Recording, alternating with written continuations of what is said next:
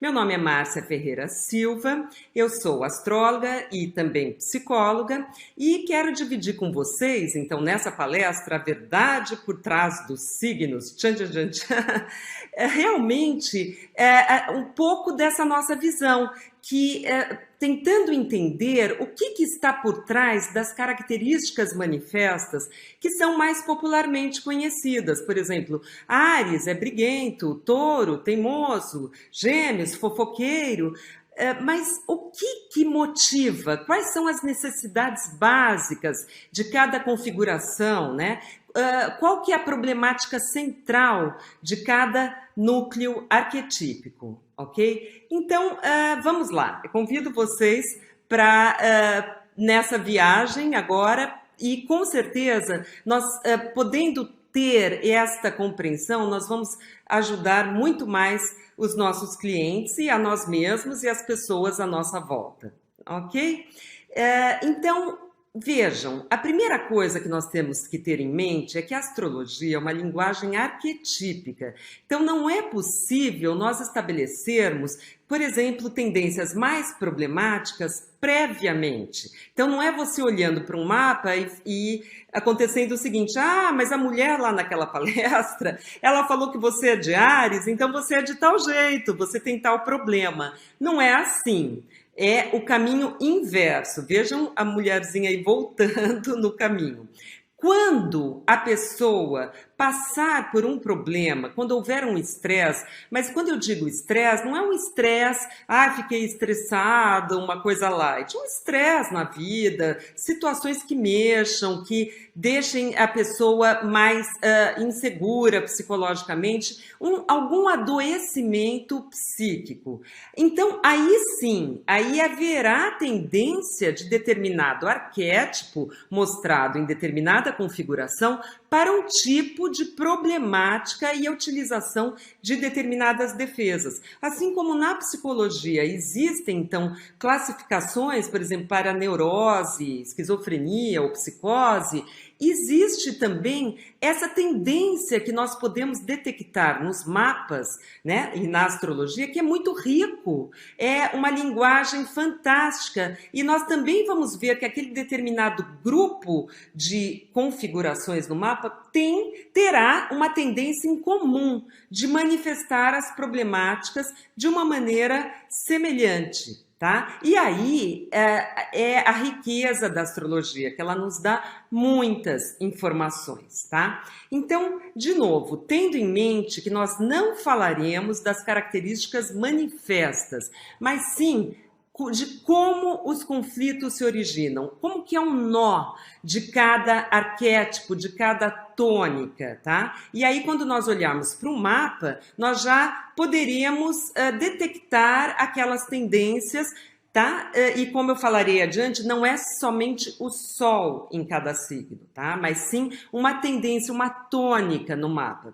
Então, cada núcleo arquetípico tem as suas necessidades, motivações próprias e problemáticas também próprias. E é isso que nós iremos aprender. Então, aquele grupo terá uma tendência comum, desembocando nas características popularmente conhecidas, que é o que se fala por aí. Muitas vezes sim, algumas vezes também não. A pessoa nem apresenta exatamente aquelas características que nós conhecemos aí popularmente, como eu falei no início, ok?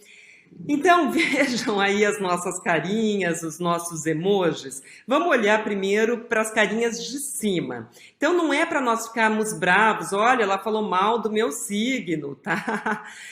Ou ficarmos tristes, puxa, eu não sabia que meu signo tinha essas e essas coisas. Vejam, é mais para nós termos uma compreensão um pouco mais aprofundada.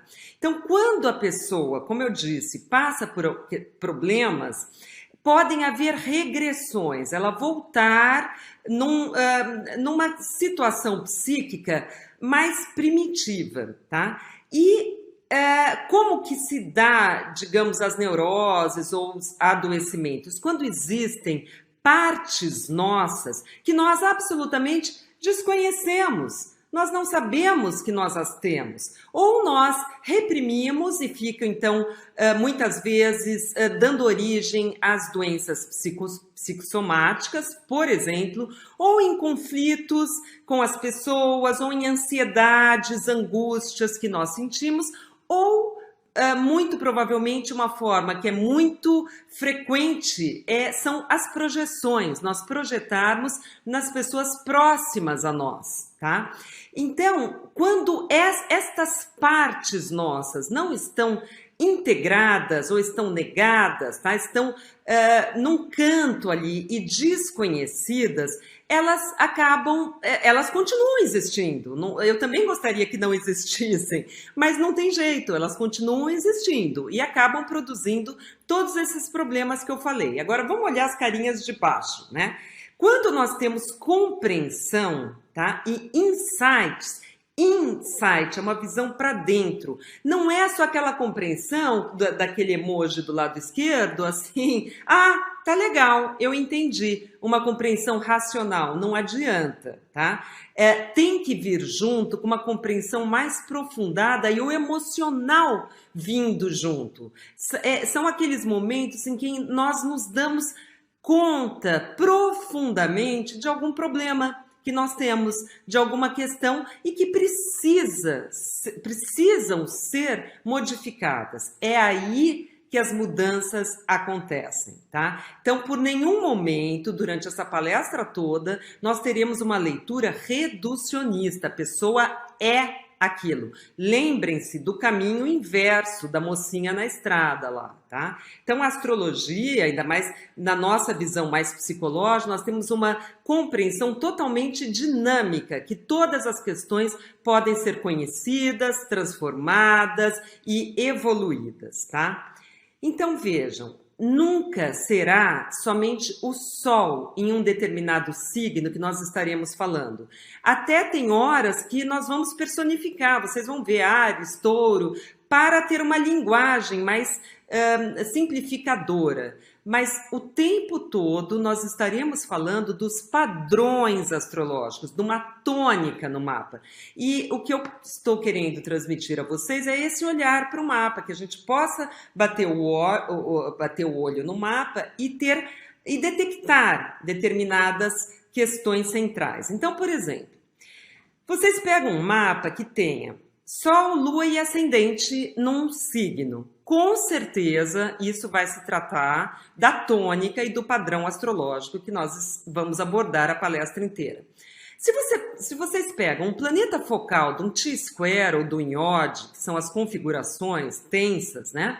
Este planeta ele vai estar muito solicitado e ao contrário do que a gente pensa, que ele vai ter uma expressão, às vezes ele está com aquela expressão negada, reprimida, dificultada, desconhecida no mapa, que é o que eu falei inicialmente, né? Ou a mesma coisa, planetas que estejam muito tensionados por aspectos, por exemplo, planetas que recebam 1, 2, 3, 4 aspectos ali, com certeza ali nós já podemos pensar também no que o Jung chamou de complexo, que tem questões ali e que estejam sendo muito difíceis para a pessoa lidar, porque são complexos, né? Então, são desconhecidas, ficam ali reprimidas, ficam projetadas, tá?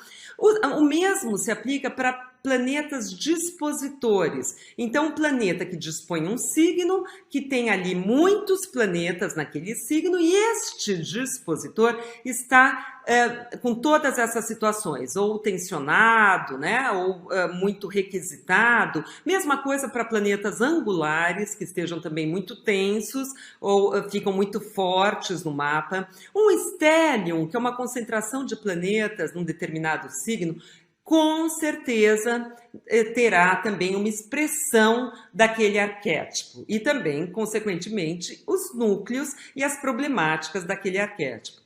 Casas com concentração de planetas, por exemplo,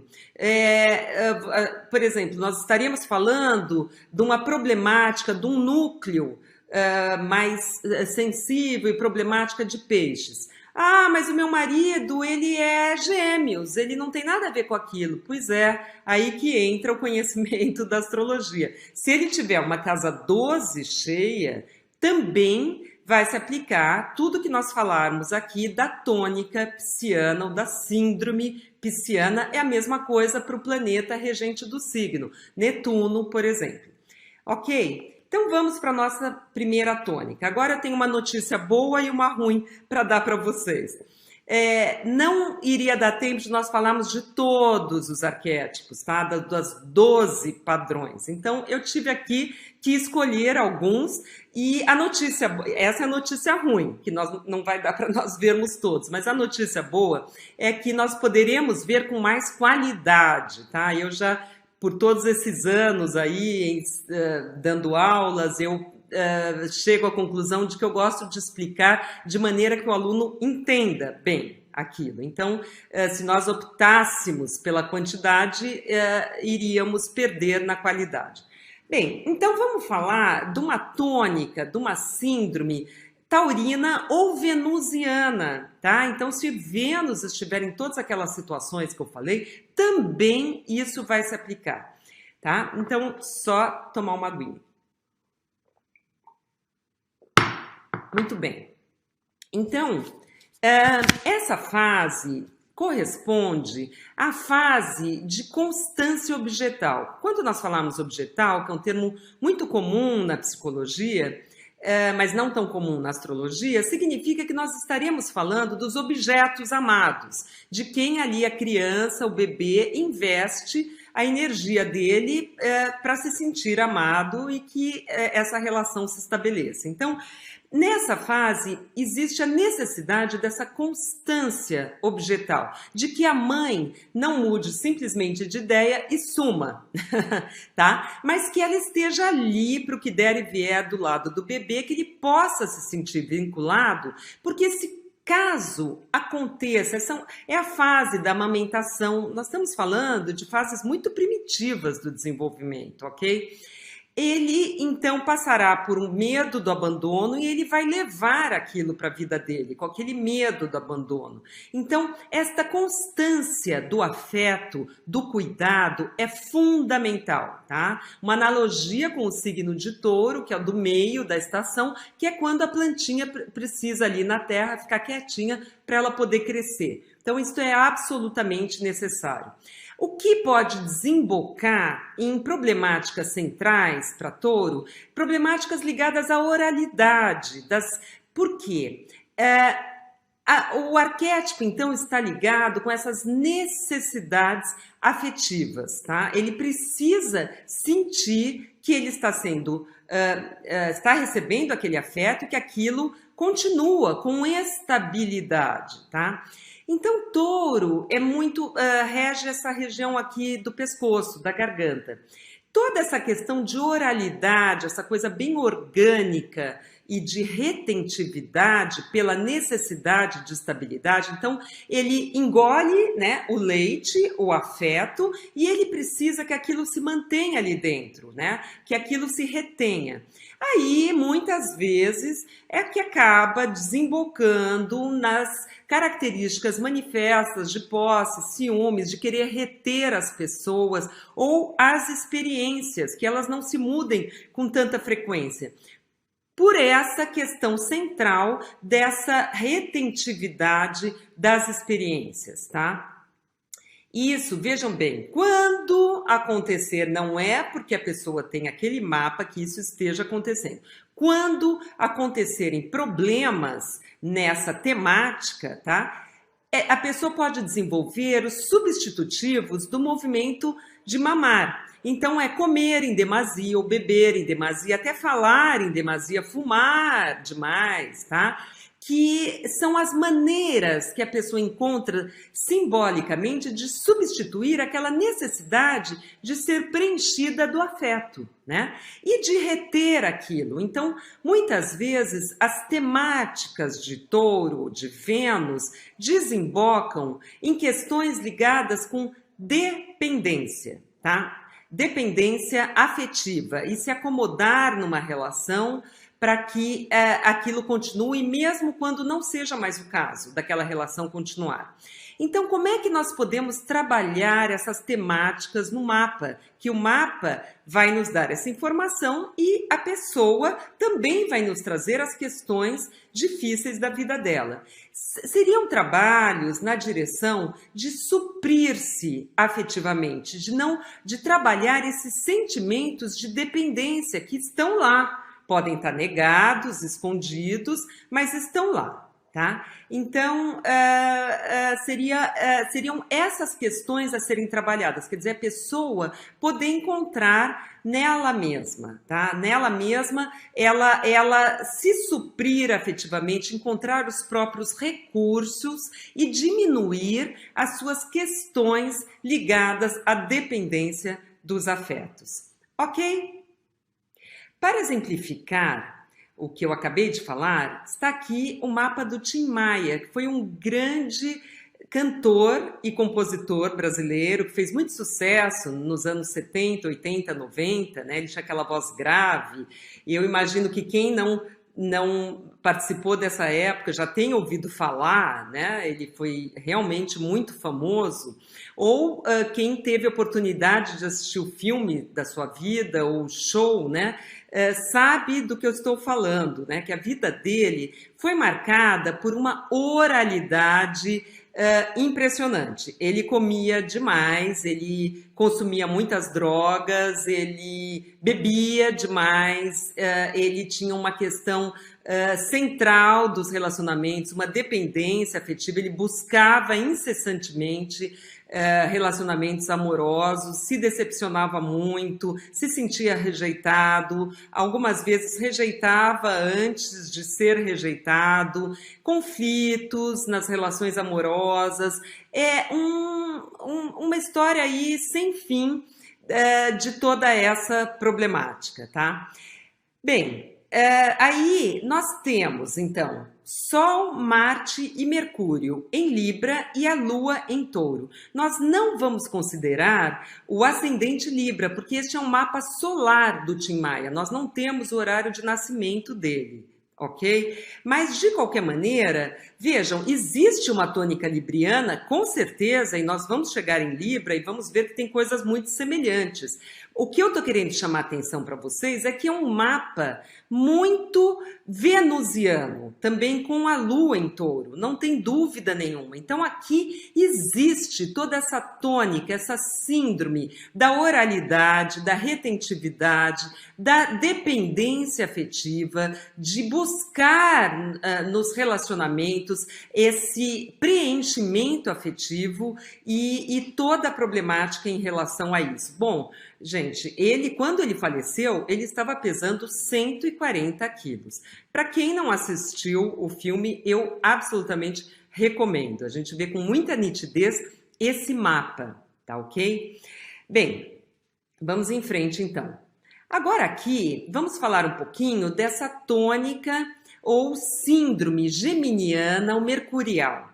Então, como nós sabemos, Gêmeos têm essas necessidades, como necessidades básicas centrais, trazer e levar informação, nutrir-se de informação, né? É o Hermes, né? É regido por Mercúrio, e o Hermes, então, ele frequenta os dois mundos, tanto o céu como o mundo dos infernos, do Hades, né? E isso está sempre presente. Também vamos entender agora um pouquinho mais, com mais profundidade, a problemática central nesse arquétipo. Nós temos aqui a questão do puer eternus. Então, o Hermes, né, o Mercúrio, ele gosta muito de brincar, de levar a comunicação, de frequentar todos os mundos. Então, aqui nós podemos pensar numa tônica, numa problemática do puer eternus, o que é eternamente jovem. São as síndromes do Peter Pan, né? Digamos assim, o que não quer envelhecer, tá? Vamos já voltar a isso já já. E também uma outra questão central é uma natureza dual, sem dúvida nenhuma. Gêmeos são dois, né? Até no símbolo tem duas hastes, né? Então, como ele lida com essas duas questões? O puer, o púbere, né? O eternamente jovem, existe aqui uma dificuldade com o oposto, que é o senex, que é digamos, o mais velho, o adulto, as questões adultas, né, até de tempo, do Saturno, da responsabilidade, das consequências dos atos, né? Então, realmente, se você pegar um mapa que vai muito para esse lado, nós já podemos supor que exista aí uma dificuldade e que muito provavelmente a pessoa vai sentir mais à frente na vida, não é nem quando ela é jovem, tá? Em questões ligadas com essas responsabilidades, com esse, digamos, peso mais saturnino, tá? Porque o Gêmeos, ele quer sempre se manter naquela leveza de ir para cá e para lá, levar informação, transmitir informação e ficar nisso, né?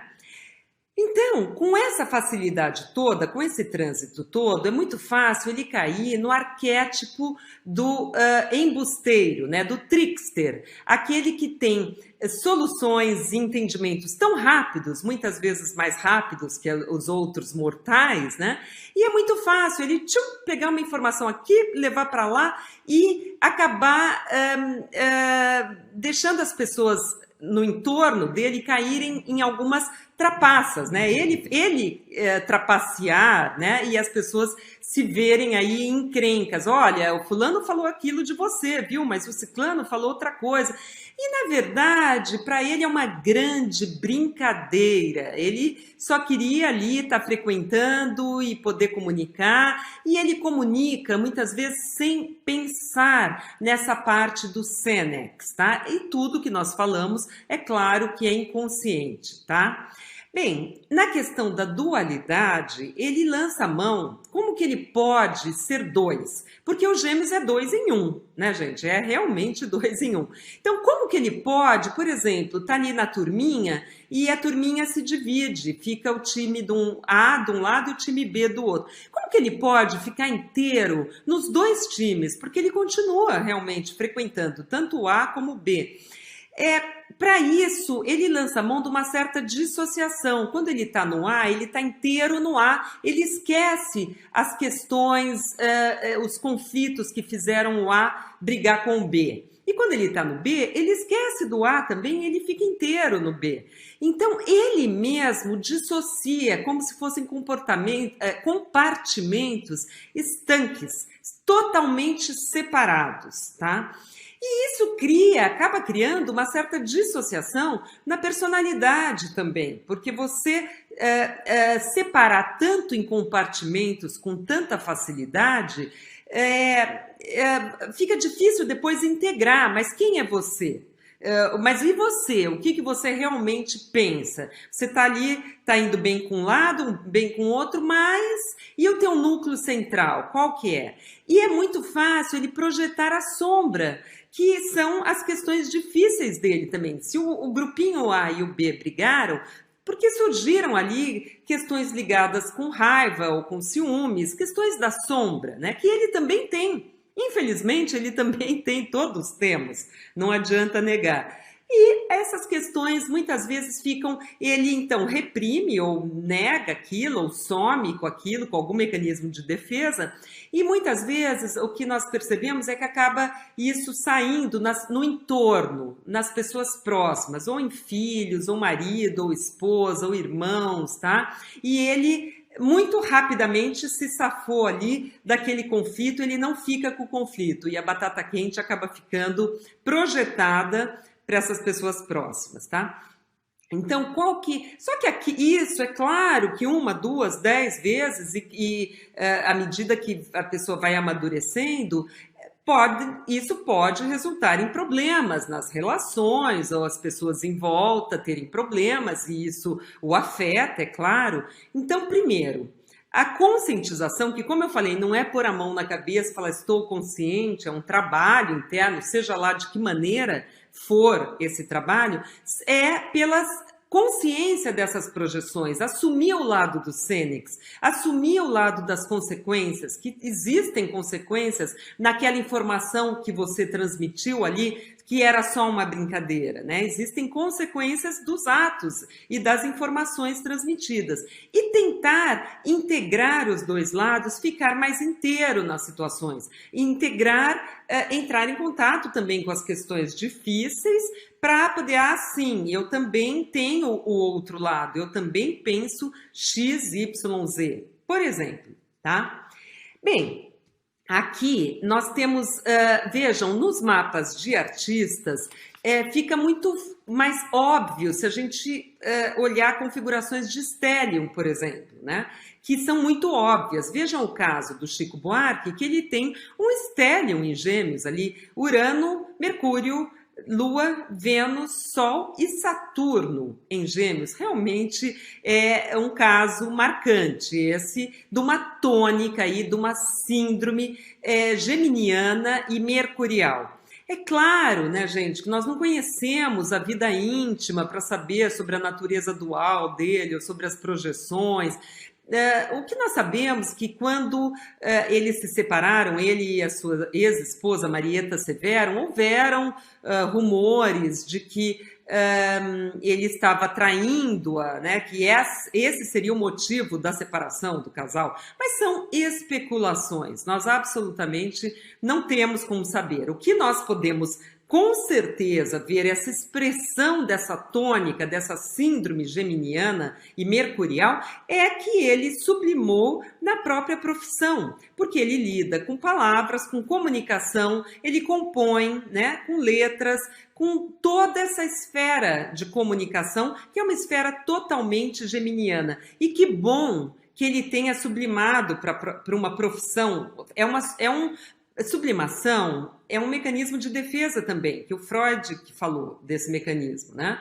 Mas o dos mecanismos de defesa é o melhor, porque é como se a gente canalizasse para profissões que são socialmente aceitas ou para expressões socialmente aceitas. Então, se ele tem todas essas questões e tudo, o fato dele estar lidando com isso na profissão, mexendo com as palavras, com a comunicação, com certeza é uma saída saudável, ele já está dando expressão para todas essas questões geminianas e mercuriais. E veja, ele realmente é muito mercurial, porque todas as suas músicas, as suas composições são muito mais cerebrais, mentais, né? Muito mais, comparem agora com o Tim Maia, como todas as composições do Tim Maia eram muito mais afetivas, né? Sempre coloridas de afeto, de dores, né? Por questões afetivas, a síndrome venusiana. Aqui não, é uma síndrome muito mais mercurial, tá? Então, através do stellium fica muito visível, mas quando nós estamos lá nos cursos com os alunos e tudo, é claro que a gente pega também outras configurações mais sutis, né, de planeta, onde o planeta esteja tenso, e a gente consegue explorar isso, né, mesmo não sendo tão evidente como num stellium. Ah, que pena, já mudamos, já pulamos aí para Mercúrio, sem dúvida nenhuma, é uma pena que a gente, só estou dando uma olhadinha no horário, é uma pena que tenhamos que já pular, mas de qualquer maneira, num outro aí sinastro, a gente pode explorar todos os arquétipos, ok? Esse também é muito interessante, nós olharmos para essa tônica ou essa síndrome virginiana no mapa, né? Que também é regido por Mercúrio, mas nós vamos ver que de uma maneira diferente. Por quê? O Mercúrio de Gêmeos, ele é muito mais mental, ele está fazendo conexões sobre as coisas, sobre as teorias, independente da aplicação na matéria. O que eu chamo de matéria? No mundo concreto, tal qual nós conhecemos, tá? O Mercúrio de Virgem, ele já busca essa aplicação neste mundo material. Seja, então, no corpo físico, quando muitas vezes resvala, né, nas profissões dos nutricionistas, por exemplo, pessoas que cuidam da saúde, né? Virgem é analogado à casa 6, então os enfermeiros ou até médicos, né? Muitas vezes nos contabilistas, os que tentam entender a coisa que feche numa compreensão ali bem exata, né? Então, o que nós temos que ter em mente é sempre essa associação da parte mental, mercurial, com a matéria, com o conhecimento desse mundo físico, tá? E querendo entender isso, resvalando para um certo controle da matéria pela mente, tá? Uma outra questão central do Virgem é ser eficiente, ser útil. Ele vem depois, digamos, da festa lá do leão, né? E aqui é uma outra temática, tá? São as questões laboriais, produtivas, onde a pessoa possa estar sendo eficiente e útil para o entorno dela, tá? Então, falando da questão do controle da matéria pela mente, o que isso acaba desembocando numa correção de erros constante. Não, eu entendo mentalmente que isso aconteça de tal modo, isso seja assim no mundo físico. E isso acaba resvalando para um perfeccionismo, que é tão aí, são as características manifestas, né, que popularmente é conhecido, né? E o que é esse perfeccionismo acaba resvalando, né, num efeito de humildade extremas, né, de modéstia, porque sempre existe aquela questão de, não, isso tem que ser mais corrigido, não, mas isso não está perfeito, isso teria que ser assim, com ele mesmo, dentro dele, tá? E resvalando numa síndrome de problemas com autoestima, tá? Porque nunca está bom o suficiente, nunca chega lá, nunca corresponde àquela perfeição de que tudo deva se encaixar e 2 mais 2 ser igual a 4. Nós não somos assim, né? Para atingir tanta perfeição, existe uma repressão dos sentimentos, porque os nossos sentimentos é justamente onde nós somos mais incoerentes, onde não responde a essa perfeição, a essa lógica mental, racional, tá? Então, o Virgem, muitas vezes, ele vai reprimir, mas reprimir, que eu digo, gente, é aquela laje.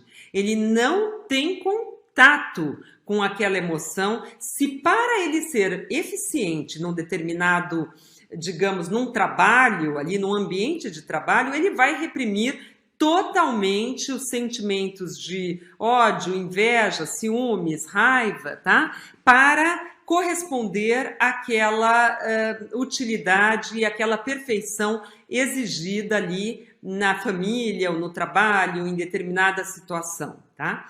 Então, podendo cair nesses comportamentos disfuncionais de tanto funcionamento eficiente, ocupando toda a cena central na vida da pessoa e causando, então, uma repressão. A repressão é essa laje, assim, é quando o disjuntor caiu, sabe como que é?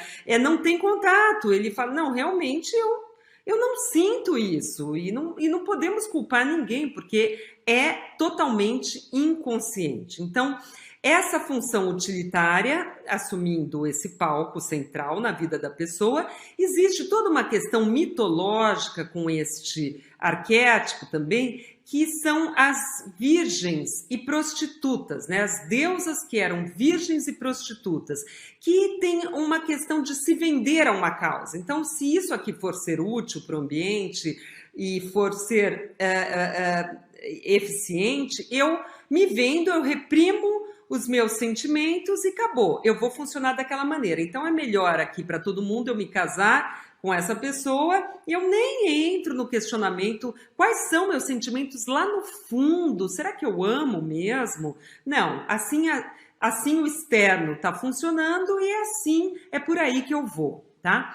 E o perfeccionismo levando para um medo da crítica, mas originalmente é a crítica interna, tá? E por isso que eles têm tanto medo da crítica externa também. Então, qual que é a conscientização? As questões de autoestima, de nunca estar bom o suficiente, de admitir os próprios defeitos, é aquele famoso so what, sabe? Tá, tudo bem, errei, tenho tal defeito, tenho tal problema, mas quem que não tem? Não é verdade? Todos temos, né? E os trabalhos, principalmente enfocando essa repressão e esse poder, olha, você pode sentir tristeza ou raiva ou ciúmes, tá? Você pode entrar em contato com isso, o mundo não vai acabar, mesmo que as coisas saiam fora de ordem e que não fique tudo tão redondinho, né? 2 mais 2 igual a 4, e que cause algum transtorno na relação, você pode sim ter esses sentimentos e existir com esse sentimento, mesmo não sendo tão perfeito. A gente fala assim, parece uma coisa óbvia, mas pode ser uma verdadeira descoberta aí de vida para uma síndrome dessa, ok? Bem, eu tenho certeza que todos sabem quem foi Michael Jackson, né? Que é famosíssimo cantor americano, ele faleceu recentemente em 2009, né? Vejam como ele traz em seu mapa uma tônica para o lado virginiano, aqui é uma tônica dupla, tá?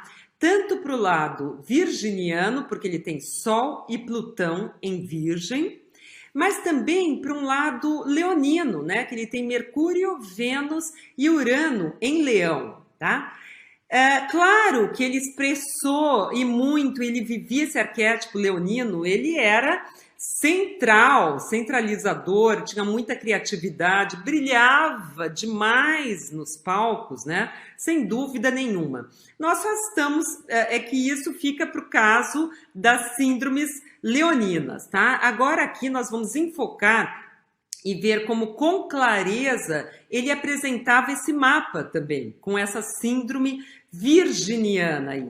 Vejam, ele era conhecido, já foi noticiado pela perfeição nas suas coreografias, tá? Ele realmente era muito exigente com ele mesmo e com as pessoas que participavam dos shows e dos videoclipes dele, e eram absolutamente perfeitas. Ele queria atingir o grau máximo da perfeição.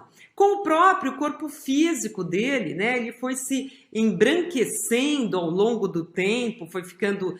Cada vez ele tinha requintes aí de detalhes do nariz, do tom de pele, do cabelo, em que ele foi se transformando numa busca de perfeccionismo físico, assim, realmente absurdos, né? E todas as questões ligadas com medicamentos aí, com uma certa hipocondria, né? Parece que ele quis e forçou o médico ali para receitar o coquetel que ele tomou, que foi letal para ele, porque ele tinha dores, né? Então ele queria também se enfronhar e vivia envolvido nessa parte aí do corpo físico dele e desse controle dessas questões aí mais hipocondríacas, tá? Bem, então o Michael Jackson, para que nós estamos aqui focalizando esse mapa? Só para fixarmos uma síndrome aí virginiana, com todo o perfeccionismo do Michael Jackson e as questões dele aí com o corpo físico e esse controle no corpo físico. Aí, gente, aqui de novo, não é para ninguém ficar triste ou bravo que estão falando mal. É claro que todos esses arquétipos têm também o lado bom e o lado que é muito fácil, que flui. Aqui é uma temática dessa palestra que nós estamos enfocando para que nós possamos, então, ter as compreensões e insights e virar essa carinha aí esperta e safo, que é quando você consegue ter um controle sobre as tuas tendências arquetípicas. Vamos supor, mais ou menos como uma pessoa estando num quarto escuro e tá achando ali que tem um monstro, né, um vulto, que são as nossas pulsões inconscientes, quando nós temos ansiedades, angústias, questões, problemas na vida, nos relacionamentos. E quando nós acendemos a luz do quarto, você fala, puxa, era só uma cortina, não era nenhum monstro. É quando você consegue, com o seu livre-arbítrio, agir nas suas tendências fortes arquetípicas. Então, a ideia não é a gente ficar deprimido em saber dessas coisas, mas sim nós ficarmos mais sábios, né? E com controle, com o nosso livre-arbítrio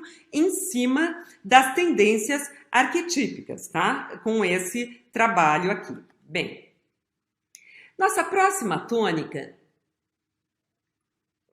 ou síndrome, novamente, é uma síndrome aí venusiana aqui no arquétipo de Libra, que tem muitas semelhanças, mas tem também algumas diferenças, porque no núcleo desse arquétipo existe a questão de estar sempre equânime, sempre realmente aquilo equilibrado numa balança, tá? Então, as questões que desequilibram, como os conflitos, são muito penosos para Libra, tá? Quando a balança pende demais para um lado, a psique também se desequilibra. Então, ele precisa manter as questões com uma certa igualdade, né? Essa necessidade de conciliar sempre, para que fique sempre tudo bem dos dois lados, né?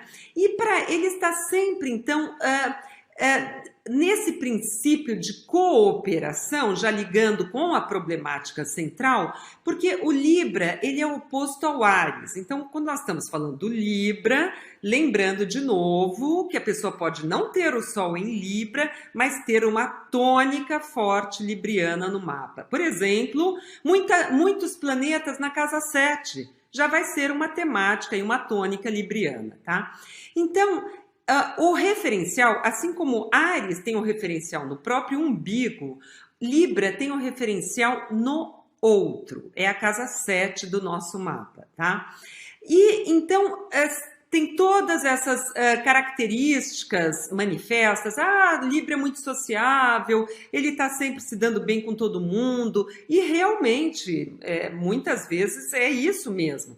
E ele precisa inconscientemente desse outro para ele se autorreferenciar. Ao invés do referencial dele estar no próprio umbigo, como no Áries, que às vezes também resvala em muitos problemas, o Libra muitas vezes resvala nessa questão dele perder o contato com o próprio self e com o próprio referencial, causando problemas primeiro na própria intimidade dele, com ele mesmo, porque daí ele já não sabe mais o que ele gosta, o que ele precisa, quais são as questões que o satisfazem profundamente, tá? O referencial acaba ficando tanto no outro, e para ele poder ter a relação com esse outro, ele muitas vezes lança mão de mecanismos de negação, de não querer enxergar os defeitos naquele outro que fariam com que ele se separasse daquela relação. Ou formação reativa, que é um mecanismo de defesa quando nós temos que enxergar o oposto. Vou dar um caso aqui muito caricaturato, mas daquela sogra que sente muito ciúmes da nora, mas ela fala que adora, faz a comida especial para a nora, que adora. É claro que existem muitos casos, ainda mais hoje em dia, de sogras e noras que se dão muito bem e que isso é muito bem resolvido. Mas eu estou dizendo nos casos onde houve ali um sentimento de muitos ciúmes e a pessoa expressa o oposto, tá? E isso é a formação reativa. Então, as questões aonde pode resvalar num comportamento disfuncional aí são nas questões dos relacionamentos, justamente, tá? Questões de dependência também, de precisar desses relacionamentos, assim como nós vimos em Touro, e não se desligar, tá? Então, muitas vezes, o que acontece? Como ele não quer entrar em contato com os conflitos, ele não entra em contato também com a sua própria sombra, como nós vimos. E aí ele projeta próprio Marte dele, a agressividade dele, o Plutão dele, nas relações. E acaba tendo um efeito paradoxal, porque muitas vezes ele acaba se relacionando com pessoas ou que o agridem, que são muito agressivas com ele, com ela, né? Ou muitas vezes problemas nos relacionamentos por ele nunca querer lidar com questões mais profundas, sempre querer ficar numa certa superficialidade e jogar a sujeira para baixo do tapete. Aí o parceiro, a parceira, vai falar, mas escuta, do que você gosta? Eu não sei, eu não te conheço, eu não sei do que você gosta. Você gosta, se eu falar do verde, você gosta do verde? Daí a Mariazinha fala do vermelho, você gosta do vermelho? Então eu não sei, né, com quem que eu estou. Podem resvalar para esse tipo de problemas e justamente o que ele menos queria era que houvessem problemas e questões dos relacionamentos e que houvessem agressões e problemáticas e acabam existindo. Então, qual que é o caminho aí, né? Então, entrar em contato com a própria sombra, né? Sem dúvida nenhuma, com essas questões difíceis do inconsciente, porque ele também as tem, como todos os arquétipos, entrar em contato com o seu referencial próprio, do que ele e ela gosta, né? Com o self, abrir mão um pouco desse medo tão extremo de desagradar, porque ele quer agradar o tempo todo. De um lado ele agrada com um, do outro lado ele agrada o outro, né? E aceitar mais uma independência, trabalhar os sentimentos de dependência. Bem, aqui é um outro caso de um stellium e também um outro caso de uma tônica dupla. É o mapa do Leonardo DiCaprio, né, ator americano, acho que todos conhecem. Ele recentemente fez o filme aquele The Revenant, né, que é o Regresso, e onde ele com certeza, não só nesse filme, mas em todos os filmes dele, ele expressa com maestria toda a intensidade da tônica escorpiônica, não tem dúvida nenhuma. Ele tem Marte, Sol e Vênus em Escorpião, também não é pouco, mas hoje, Escorpião, nós vamos ver em seguida. Vamos enfocar esse lado libriano. Este sim não é um mapa solar, então ele tem ascendente em Libra, Plutão, Lua, Urano e Mercúrio em Libra. Com certeza uma temática forte, libriana, né? No mapa do Leonardo DiCaprio, tá? Bem, aqui, o que acontece, então? Ele é muito conhecido, eu particularmente capto muito essa intensidade dos filmes dele, de todos que ele já fez. Para quem não estiver lembrando, por acaso, o primeiro filme dele que ficou mais conhecido foi o Titanic, tá? Então, ele também ganhou o Oscar no ano passado. Ele realmente é muito conhecido, acho que todo mundo já localizou, né? Mas, além dessa intensidade, o que ele é muito conhecido? Primeiro, por ele ser muito bonito, né? Ele é todo harmônico, transmite uma beleza, digamos, acho que é a característica número 1 do Leonardo DiCaprio, né? Ele está numa profissão ligada às artes, que é Libra, ele está expressando esse stellium justamente nessa profissão, ele é todo também muito harmônico, né?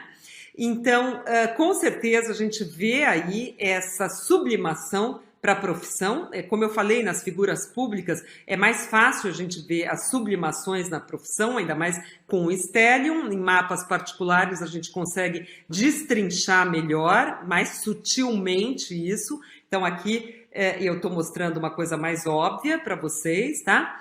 E ele é muito famoso também pelo quê, gente? Pelos casos amorosos. Ele sempre está envolvido com as modelos mais bonitas do planeta. Ele namorou muito tempo a Gisele Bündchen, né? Ele está sempre namorando, né? E também nunca se casou, não é verdade? Então nós não sabemos aí o que podem ocorrer aí das síndromes nos relacionamentos deles, ou ele gosta de namorar, que é uma expressão totalmente venusiana, libriana, talvez ele goste de ficar nesse nível de namoro e tudo bem, e qual o problema, não é verdade? Mas não deixamos de entender aqui astrologicamente essa tendência, ok? Bem, aqui nós temos essa tônica síndrome escorpiônica ou plutoniana. Então, vocês vão falar, puxa, aqui realmente eu estou vendo a minha irmãzinha pequena, por exemplo, né? Mas nossa, ela tem o Sol em Sagitário. Pois é, aí você vai ver e tem ali um Plutão no ascendente, tem uma casa 8 cheia, tem um Plutão supertenso no mapa, ou tem um estélio em Escorpião, ou um Plutão ali angular, tá? E aí nós vemos então essas tônicas, essas síndromes acontecendo com muita clareza. Então a questão central ali do Escorpião é esse contato com a sombra, o que era muito difícil no anterior, no Libra. No Escorpião, ele tem um verdadeiro talento, né? É analogado à casa 8, que é um setor mais profundo. O Escorpião, ele é água, que já nos remete a questões mais profundas, e é aquela água parada, onde está tudo ali concentrado. Então, a facilidade em ir fundo nas questões é enorme, é inerente do arquétipo. É um arquétipo investigativo, que enxerga o que está por trás, tem um verdadeiro talento nisso, tá? E tudo que você possa alquimizar e transformar, você vai fundo naquela questão, para aquilo ser transformado. Para poder ser transformado, tem que haver uma morte ali, para uma coisa nova surgir, né? E o que nós vemos que está mais ligado com a problemática escorpiônica é, inicialmente, um medo muito profundo da perda. Vejam, é o mesmo eixo touro-escorpião, de perder os afetos, de sentir ali que tem havido alguma morte, a morte afetiva, ou às vezes é morte de uma pessoa importante, né?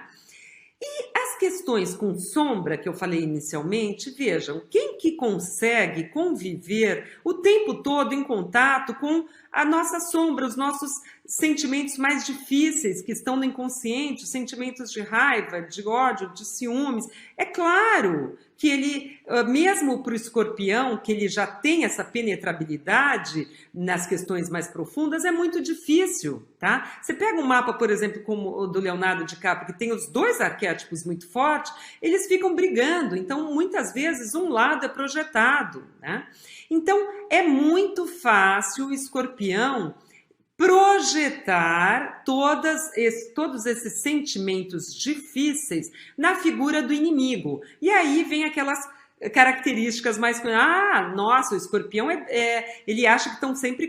Está todo mundo contra ele se sente perseguido. E às vezes, muitas vezes, pode acontecer realmente. Então, aonde estaria ali um comportamento disfuncional? Eu costumo brincar que escorpião é o signo dos 3 P's, né?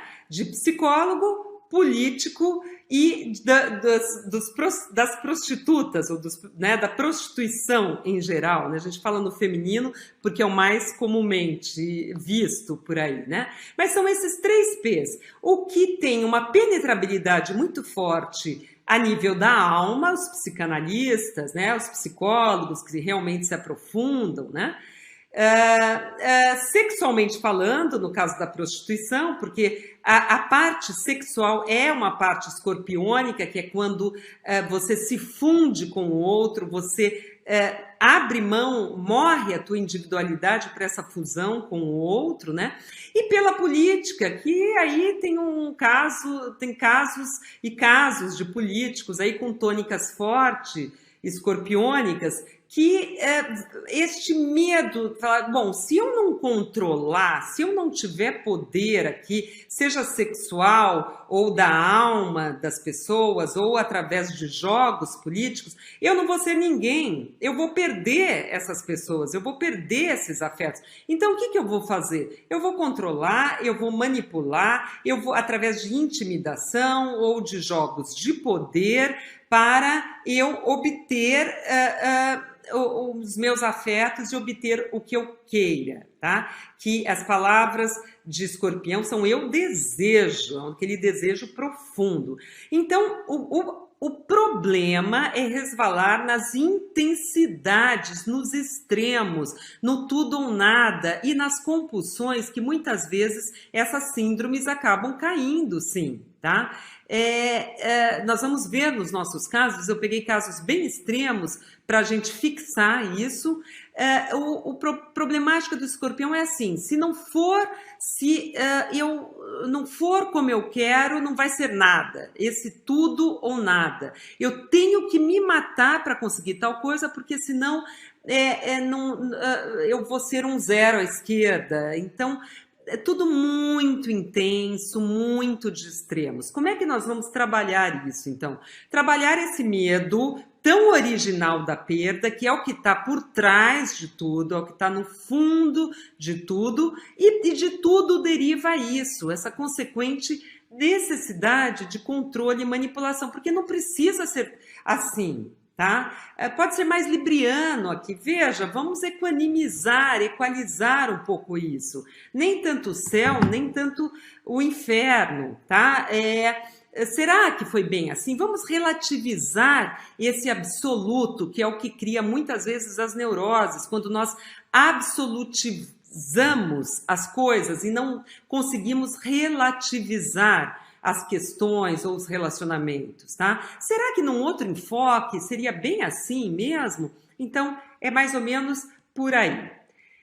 Bem, gente, aqui nós temos dois casos bem acentuados para a gente fixar toda essa questão da sombra aí, né, da plutoniana e escorpiônico. Absolutamente não significa que porque a pessoa tem essa tônica no mapa, que ela vá se expressar dessa maneira. Bom, o primeiro mapa é da Suzanne Richthofen, acho que todos se lembram, né? É um caso que ficou famosíssimo por ela ter colaborado no assassinato dos próprios pais, né? Com o seu namorado, o Cravinhos, o Daniel Cravinhos, né? Então, quando os pais estavam dormindo, eles mataram com barra de aço o pai e a mãe dela com o consentimento dela, né? Com a total concordância dela. Então foi uma coisa muito chocante aqui no Brasil, foi noticiado demais, como que uma filha, que os vizinhos falavam que era uma família normal e que ela era uma moça educada, né? Então, vejam, ela tem ali o ascendente escorpião, Mercúrio em escorpião, Sol, Marte, e tem ali a Lua e Plutão em Libra, mas a Lua está em conjunção com Plutão, o que nos remete novamente à problemática escorpiônica, né? Então parece que o que aconteceu foi o seguinte: ela começou a namorar esse moço, esse Daniel Cravinhos, e ele consumia drogas, fumava muita maconha, etc. E ela começou também a consumir, os pais começaram a cercear a liberdade dela, não querer que ela namorasse esse moço, e começou então a emergir uma situação conflitiva. Eu não me lembro, acho que ela devia estar com 16, 17 anos na época, com toda a problemática adolescente, sem dúvida nenhuma. E então, como que ela se viu numa situação ali acuada, numa situação de estresse, numa situação em que mexeu com as estruturas dela, talvez até com o consumo de drogas, não sabemos, isso não é justificativa de qualquer maneira, mas o que nós vemos é essa potencialidade aí se expressar para o pior lado, que foi o tudo ou nada. Foi lá e matou o próprio pai e a mãe, quer dizer, é um caso extremo de intensidade envolvendo a morte no pior sentido, porque as mortes escorpiônicas podem ser simbólicas, é claro, de morrer uma maneira que vinha vindo alguma coisa até aquele ponto da vida e se reformular totalmente, o que é um grande talento, aliás, né? Um outro exemplo de atuação desse lado negro do arquétipo, vejam o mapa do Oscar Pistorius, não sei se vocês se lembram, ele foi um corredor olímpico da África do Sul, que ele não tem as duas pernas, né? E ele usa ali aquela prótese de fibra de carbono, mas ele foi o primeiro atleta a competir com pessoas não deficientes em Olimpíadas, e ele inclusive foi até o final para conseguir isso na justiça, porque inicialmente achavam que ele teria então facilidade por causa das próteses de carbono, né? E depois, infelizmente, ele também, o seu nome ganhou as manchetes do mundo porque ele cometeu o homicídio da sua namorada e depois ele acabou também tentando o suicídio. Então, já nos chama a atenção um stellium no signo de Escorpião em seu mapa. Vejam, Plutão colado ali no meio do céu é um Plutão angular, além do fato dele estar domiciliado em Escorpião, certo? E se encontrando ainda num grau crítico, que é 8 graus de signos fixos em Escorpião, ok? E vejam, o Sol, então nós temos ali Vênus, Plutão, colado ali no meio do céu, Mercúrio em Escorpião e Sol em Escorpião no grau 29. Parece assim que ele tinha assim que expressar tudo daquele arquétipo de qualquer maneira, tá?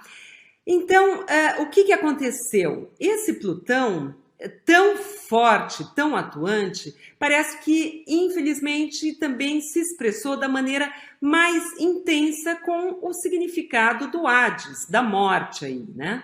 E ele acabou por matar a namorada, nós não sabemos o motivo, mas provavelmente foram situações persecutórias, ou dele achar que não estava sendo amado, ou que estava sendo traído, e partiu para o tudo ou nada. Então, se isso aqui está me criando um conflito, eu vou lá e mato.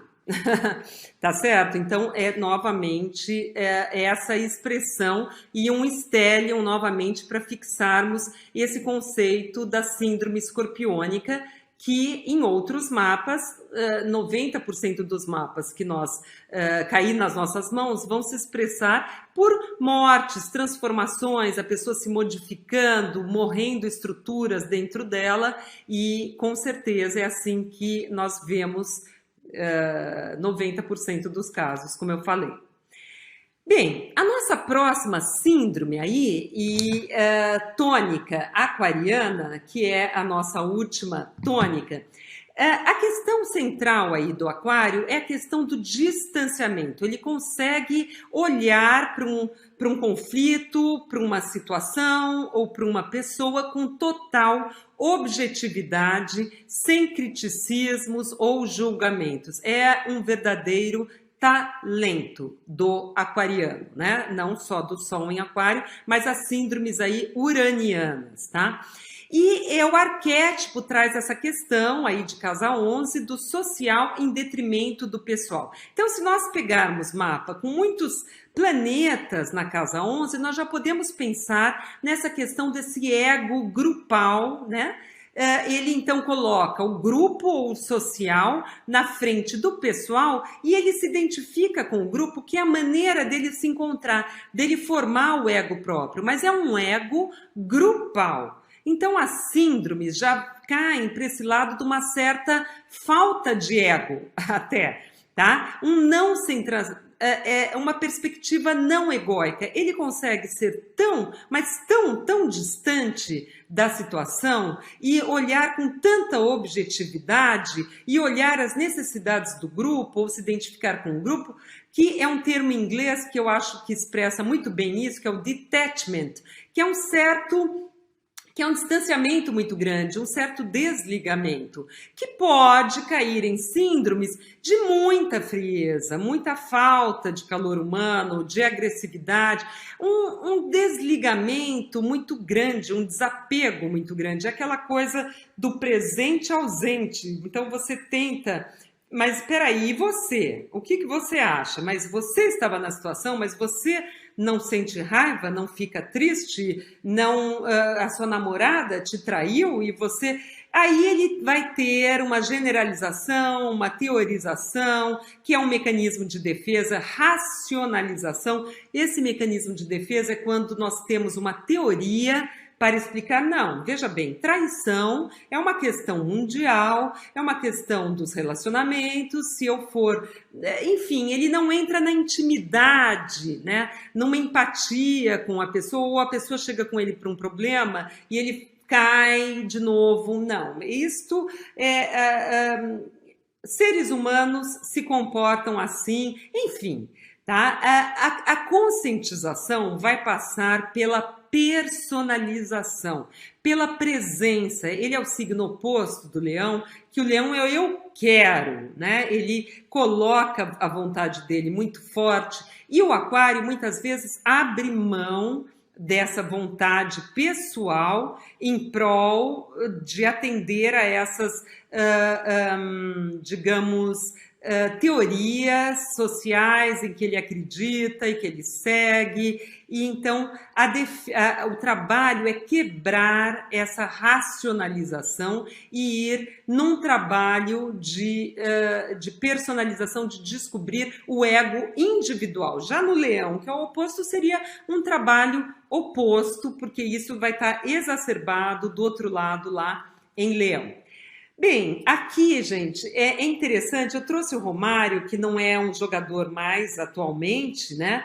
Mas é interessante para a gente contrapor com o mapa do Neymar, porque o mapa do Neymar ele tem também uma tônica dupla. É muito forte aquariano, uma tônica aquariana no mapa dele, e também muito forte a tônica capricorniana. Mas já no caso do Romário, bem, o Romário foi um jogador da seleção brasileira, também foi um expoente nos anos 90, com jogadas fabulosas, geniais, que lembra muito também essas sacadas geniais que o Neymar também tem, que a gente pode pensar nessa genialidade aí aquariana, né? Vejam que ele, no caso do Romário, era só, no caso do Romário, que ele, não sei se eu já falei, mas ele atuou nos anos 90 na seleção, tá? Vejam, então, essa tônica aquariana dele. Ele tem Vênus, Mercúrio, Sol e Marte em Aquário. Marte na casa 5, como nós vemos muito claramente no nosso curso de Marte nos signos nas casas, né? Essa expressão aí de casa 5 em mapas de atletas, de artistas e tudo isso.